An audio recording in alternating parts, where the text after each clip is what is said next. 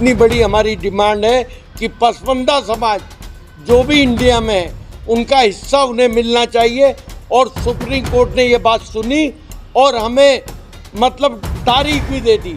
जब 2014 में मोदी सरकार इंडिया में आई तो सबसे बड़ा नारा उनका ये था कि हम वो मुसलमान देखना चाहते हैं जिनका एक हाथ में लैपटॉप हो और एक हाथ में कुरान हो।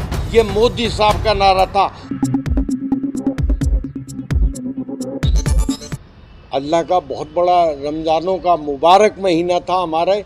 और सबसे बड़ी बात यह है कि हमारे भाइयों से हमने अपील करी थी कि अल्लाह ताला रमज़ानों का बड़ा मुबारक महीना है और इसमें सुप्रीम कोर्ट ने भी हमें, अल्लाह का करम यह है कि इतनी बड़ी हमारी डिमांड है कि पसमानदा समाज जो भी इंडिया में है उनका हिस्सा उन्हें मिलना चाहिए। और सुप्रीम कोर्ट ने ये बात सुनी और हमें मतलब तारीख भी दे दी 6 अप्रैल। और 6 अप्रैल जो है मेरे लिए एक बड़ा खुशी का दिन है। 6 अप्रैल जो सुप्रीम कोर्ट ने तारीख दी है, क्योंकि मैं मोहम्मद वसीम सैफ़ी हूँ और 6 अप्रैल को हमारा सैफ़ी डे का नाम भी लिखा गया था।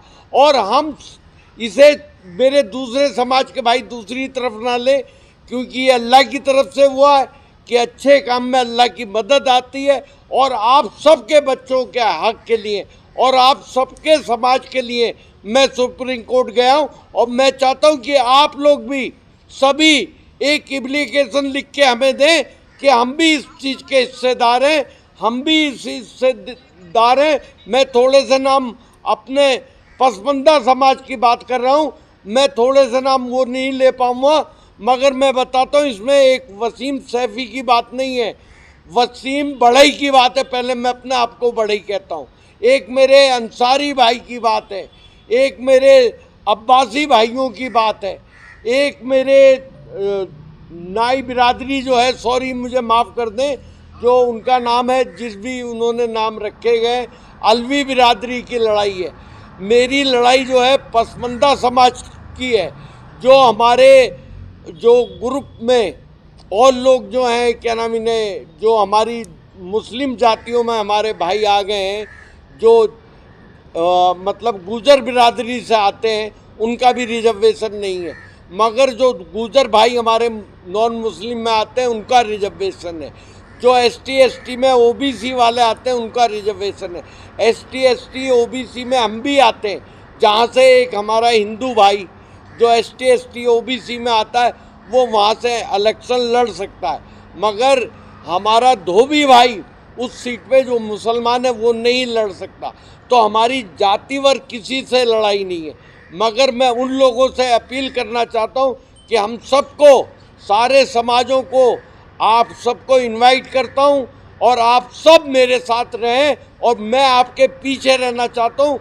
आप सब समाज को मैं आगे देखना चाहता हूँ कि मेरा समाज, पसमानदा समाज, जो सच्चर कमेटी की रिपोर्ट है वो भी मैंने उस केस में डाली है कि उसमें भी ये आया था 2006 में कि हमारी हालत, हमारे जो एसटी एसटी वाले ओबीसी वाले लोग हैं तो उनकी से भी बुरी हालत है।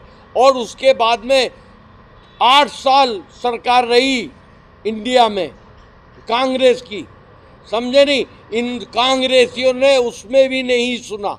और मैं सब भाइयों से अपने अपील करना चाहता हूँ, मैं कांग्रेस में भी रहा बहुत अच्छी पोस्ट पे और मैं बीजेपी में भी बड़ी अच्छी पोस्ट पे रहा।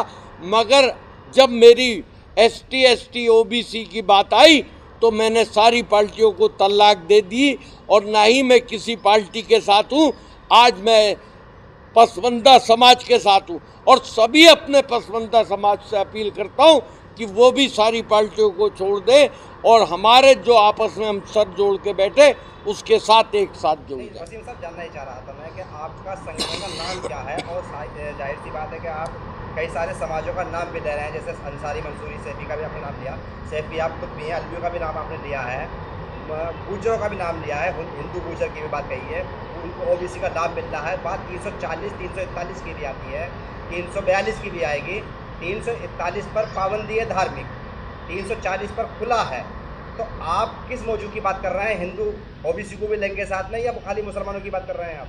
नहीं, मैं तो भाई मुसलमान हूँ, तो मैं हमारा तो टूटा हुआ जो पसमानदा समाज में उसकी बात कर रहा हूँ। इसमें सबको मिल रहा है, फिर आप किसकी बात कर रहे हैं? सारे समाज को दिलवाना चाहता हूँ। पसमानदा समाज के जो मुस्लिम को तो मिल रहा है ना सर, कहाँ मिल रहा? क्यों कर रहे हैं आप? नहीं, उन्हें को तो मिल रहा है, हिंदू नाई को मिल रहा है। मैंने हम मुसलमान नाइयों की बात कर रहे हैं ना, हम मुसलमान नाई भाई जो हैं हमारे, उनकी बात कर रहे हैं। हम मुस्लिम समाज के दो धोबी भाई हैं, उनकी बात कर रहे हैं। जो अंसारी हमारे मुस्लिम समाज के हैं, मैं उनकी बात कर रहा हूँ। जो हमारे ये जो है पर फिर भी आपके संगठन का नाम क्या हुआ सर? अभी इसका नाम ओनली मोहम्मद वसीम सैफी ने इस बेड़े को उठाया है, इसका कोई नाम नहीं है। इसका अभी पसमानदा समाज नाम है और इस पे हम सब सर जोड़ेंगे। सारे समाजों के भाइयों को मैं बहुत जल्दी बुलाने वाला हूँ। रमज़ानों में अफ्तार का प्रोग्राम रखूँगा। समाज के आदमी से मिले, सुप्रीम कोर्ट भी पहुंच गए, आप बिना किसी मीडिया इन्फॉर्मेशन के सही करके प्रेस वार्ता आपने की नहीं, बताया किसी को नहीं, आप अपनी लड़ाई अकेले की समझ के पहुंच गए? नहीं, मैंने ये मीडिया को थ्रू बताया था, मैं अपनी इकले की लड़ाई नहीं है। और इकला आदमी कोई काम नहीं कर पाता दुनिया में। मेरे बहुत से समाज मेरे साथ हैं और मैं इकला नहीं हूँ। हाँ, ये था कि जब मैंने इसका बेड़ा उठाया था तो मैं तना इकला था। जो एक शेर भी आता है कि इकला ही चला था मंजिले मकसूद, मैं चलता रहा काफिले बनते रहे। आज अंसारी समाज और जो मेरे धोबी समाज है मुस्लिम, और जो मेरा अब्बासी समाज है, और जो मेरे और समाज के भाई हैं। अब्बासी मंसूरियों को छोड़ दो, आप धोबियों को छोड़ दो, अंसारियों को तो बुनकर का दर्जा मिला हुआ है। उनके पास तो इतना है कि उनको जरूरत ही नहीं है पसमानदा बनने की। नहीं, ये आप गलत कह रहे हैं। वाह, आपको जानकारी है नहीं है या बहती गंगा में हाथ धो रहे हैं? पसमानदा का नारा लग रहा है, बीजेपी ने लगा दिया, आपके साथ चलती है? नहीं, बीजेपी ने पहले एक बात मैं बताऊं आपको, आप गलत बात मत करिए किसी के बाद में। जिसे मेरे कुरान ने कहा कि हम जिसे चाहे उसे इज्जत दें, जिसे चाहे उसे जिल्लत दें, ये मेरे कुरान ने कहा। जब 2014 में मोदी सरकार इंडिया में आई तो सबसे बड़ा नारा उनका ये था कि हम वो मुसलमान देखना चाहते हैं जिनका एक हाथ में लैपटॉप हो और एक हाथ में कुरान हो। ये मोदी साहब का नारा था। हमारी कमियां कहाँ रहीं? हम नाम बदनाम उनका करते रहे, लड्डू मोदी साहब हमें भी देते रहे, समझे? हमारे अपने जो 2% वाले हैं उन्होंने पूरे 98% को घुमा रखा है। अब ये हमारे उवैसी साहब मार्केट में आए। 2% वाले कौन है सर? वो आप मुझसे बेहतर जानते हैं। सैयद है और नवाब, समझे नहीं? इन लोगों ने हमें 1949 में डॉक्टर अंबेडकर साहब ने हमारा भी पसमानदा समाज का, जो हमारे ST ST OBC मुसलमान आते थे। इस्लाम में जात बिरादरी कहाँ होती है सब? किसने कह दिया तुम्हें मस्जिद का? बदनाम कर रहे हैं। अरे मुसलमानों को उन्होंने हमें बर्बाद कर दिया। किसने? उन्होंने। मस्जिद के मालिक कौन है भाई? मदरसों के मालिक कौन है? अंसारी है कोई? कोई बड़ा ही है? सैयदों के रोजे नहीं होंगे, आपके हज नहीं होगा। अरे वाह, वो दौर गए जो खलील खां फाख्ता उड़ाते थे। अब हमारे वहाँ नमाज पे भी और उस पे भी सब हमारे वहाँ भी पढ़े लिखे और काबिल। आप बहती गंगा में हाथ धो रहे हैं मोदी के पीछे चल के और मुसलमानों में भेदभाव पैदा कर रहे हैं, अशराफ का और पसमानदा का। अच्छा, मैं अशराफ, उन्होंने हमें बर्बाद कर दिया और आप ऐसी बातें कर रहे हैं, समझे नहीं? आप इतनी, आपको उन्होंने जामा मस्जिद दी, आपको दरगाह दी बड़ी बड़ी, किन्होंने दी? अशराफ ने आपको एक दो यूनिवर्सिटी भी दी है आपको। किन्होंने? अशराफ ने, लोगों ने। बताओ ना कौन सी? नवाबों ने, सैयदों ने। कौन सी बताओ ना? यूनिवर्सिटी दे दी सर सैयद अहमद खान ने आपको। चंदा हमने भी दिया था, हमारे बुजुर्गों ने भी। जामिया दे दी, उसमें भी चंदा हमारे बुजुर्गों ने। तनख्वाहें नहीं ली, वो भी हमारे बुजुर्ग थे, उनके खत और वो आपके समाज में बनाए थे। मुझसे और सुनना चाहते हो तुम? हैं? आज भी 6-6 महीने उधार हमारी बिरादरी ने काम करा। आप उल्टी बात करना चाहते हो। आप किस समाज की बात कर रहे हो? हैं?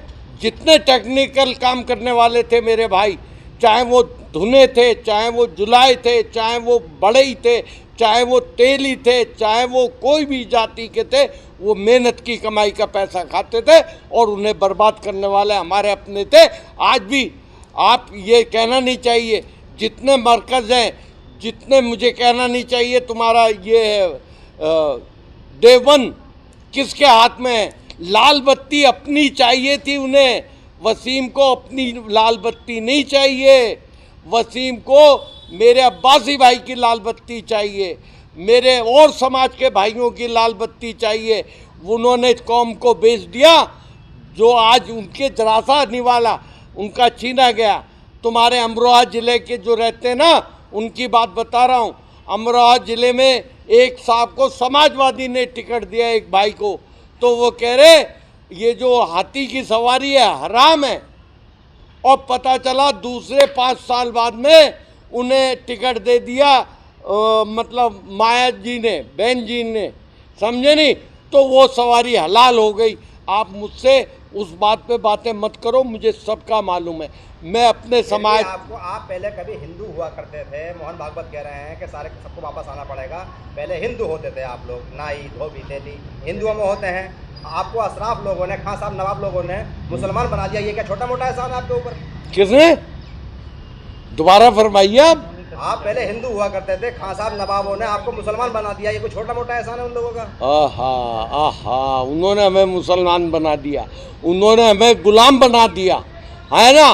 उन्होंने हमें तालीम नहीं पढ़ने दी। उनके बच्चे तो पढ़ेंगे बड़े स्कूलों में। हमारे एरिए में जहाँ नवाबों का आज भी राज है, सुन लीजिए, वहाँ पर कोई भी आदमी इस काबिल नहीं बचा, उस काबिल नहीं बचा। वहाँ पे कोई यूनिवर्सिटी नहीं है।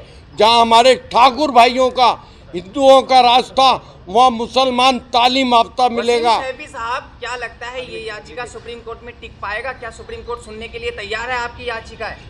देखिए, इंशाल्लाह उम्मीद तो मुझे बेहतर लगानी है और सुनी भी है। ये कम 6 अप्रैल की हमारी तारीख है और उस दिन हमारा सैफी डे भी है। तो हमारे लिए तो यही बहुत बड़ी बात है कि अभी पूरी खलबली मची हुई है सारी जमातों में, सबको इस बात पे। अब उवैसी साहब की बात बता रहा हूँ, मुसलमानों की बात करते हैं वो, सारे समाज हम मुसलमानों की बात करते हैं। उनसे ये पूछना चाहता हूँ, कितने लोग उन्होंने पसमानदा समाज के जिला अध्यक्ष है, कांग्रेस में कितने लोग पसमानदा समाज के जिला अध्यक्ष है, समाजवादी में कितने लोग जिला अध्यक्ष है, मायावती बहन जी की पार्टी में कितने लोग जिला अध्यक्ष बनाए। एक हमारे भाई और छोटा भाई है मेरा, मैं नगीने वाली सीट से जो जीते हुए हैं, चंद्रशेखर आज़ाद भाई जो है हमारा छोटा भाई, उन्हें भी किसने जिताया? उनकी पार्टी में उन्होंने जो जिला अध्यक्ष बनाए, कितने बनाए मुसलमान? मुसलमान का सिर्फ वोट चाहिए। कम से कम हम मोदी जी के साथ की बात नहीं कर रहे, हम अच्छी बात को अच्छी कहेंगे। हमें जो पार्टी हमारा हिस्सा देगी, जो हमसे वायदा करेगी, हम उसके साथ हैं। जय हिंद, जय भारत, खुदा हाफिज। मोहम्मद वसीम सैफी।